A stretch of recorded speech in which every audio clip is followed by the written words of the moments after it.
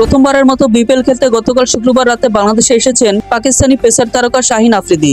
ঢাকায় পা রাখার পরদিন আজ শনিবার মিরপুর শেরেবাংলা স্টেডিয়ামে তিনি ফরচুন বরিশালের সঙ্গে প্রথমবার অনুশীলন করেছেন। পরে দলের প্রতিনিধি হয়ে মুখোমুখি হন গণমাধ্যমের।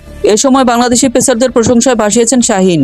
তাসকিন আহমেদ এবং নাহিদ রানাকে নিয়ে আলাদা করে এই পাক তারকা বলেন, বাংলাদেশে এখন দারুণ bowling unit. Taskin leading bowler, উচ্চতা অনেক, গতিও বেশি। ভবিষ্যতে আরও অনেকেই উঠে আসবে।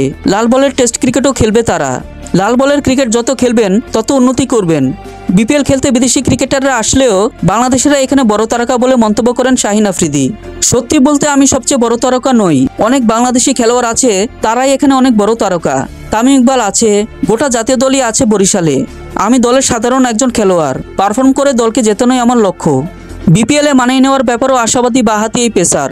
আমরা একে অপরের বিপক্ষে প্রচুর খেলেছি, সবাই সবাইকে চিনি। স্থানীয়রা ভালো খেলে, তারা উইকেট সম্পর্কেও ভালো জানে।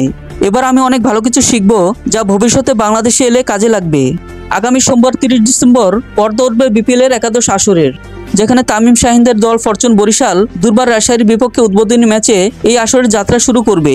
আগের আসরে চ্যাম্পিয়ন ছিল বরিশাল, এবার তারা দেশি বিদেশি ক্রিকেটারদের সমন্বয়ে শক্তিশালী স্কোয়াড গড়েছে।